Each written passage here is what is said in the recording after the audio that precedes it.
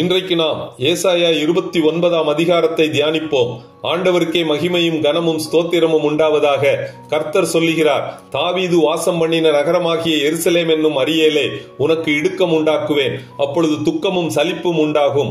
அது எனக்கு கர்த்தரின் தகன பலிபீடமாக மாறும். அசீரியன் உன்னை சுற்றிலும் பாளையம் இறங்கி முற்றுகையிட்டு உனக்கு விரோதமாக கொத்தளங்களை எடுப்பிப்பான். அப்பொழுது நீ தாழ்த்தப்பட்டு தரையிலிருந்து பேசுவாய். உன் பேச்சு பணிந்ததாய் மண்ணிலிருந்து புறப்படும். உன்மேல் வரும் அசீரியனை என் கோபத்தின் கோலாகவும் சினத்தின் தண்டாயுதமாகவும் பயன்படுத்துவேன். அவன் அப்படி எண்ணுகிறதில்லை. தன் புய பலத்தினால் எருசலேமை கைப்பற்றுவேன் என்று எண்ணுவான். அப்பொழுது அழிவு அவன் மேல் சடிதியாய் வரும். எருசலேமின் மேல் யுத்தம் பண்ண எழும்பும் அசீரியனுடைய ராணுவ வீரர்கள் ஒரு சொப்பனத்தை போல ஒளிந்து போவார்கள். நான் என் தூதனை அனுப்பி அசீரியரின் பாளையத்தை அழித்து போடுவேன். என் ஜனமோ தரித்து நின்று திகைப்பார்கள். யாக்கோபின் ஜனமே, நீ என் வார்த்தைகளுக்கு செவி கொடாதபடியால் உன் ஆவிக்குரிய கண்கள் அடைக்கப்பட்டு நீ அழிவை சந்திப்பாய். ஏசாயாவின் எச்சரிப்பை உன்னால் கேட்க கூடாதபடி உன் ஆவிக்குரிய செவிகள் மந்தமாய் போகும். முத்திரிக்கப்பட்ட புஸ்தகத்தின் வசனங்களைப் போல மாறிப்போகும். இந்த ஜனங்கள் தங்கள் வாயினால் என்னிடத்தில் சேர்ந்து தங்கள் உதடுகளினால் என்னை கனம் பண்ணுகிறார்கள். அவர்கள் இருதயமோ என்னை விட்டு தூரமாய் விலகிற்று.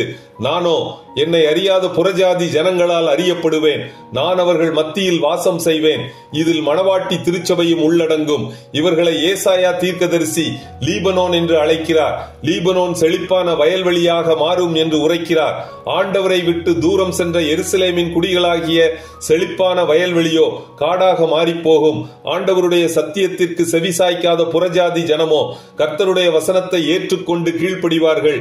இதுநாள் வரை சத்தியத்திற்கு குருடாயிருந்த அவர்கள் கண்கள் பார்வையடையும். இஸ்ரவேலின் பரிசுத்தருக்குள் களி கூறுவார்கள். எனினும் ஆபிரகாமை கல்தேயர் தேசத்திலிருந்து விக்கிரகங்கள் மத்தியிலிருந்து மீட்டெடுத்த கர்த்தர் வணங்கா கழுத்துள்ள யாக்கோபின் வம்சத்திலிருந்தும் அவரை விசுவாசிக்கிறவர்களை மீட்டெடுப்பார். மீதியான இஸ்ரவேலர் எல்லாரும் ரட்சிக்கப்படுவார்கள் என்பதை அநேக தீர்க்கதரிசிகள் உறுதிப்படுத்தி இருப்பதை நாம் வேதத்தில் பல இடங்களில் காண முடியும். இது கடைசி நாட்களில் நிறைவேறும். அப்பொழுது யாக்கோபு வெட்கப்படுவதில்லை, அவன் முகம் செத்துப் போவதுமில்லை.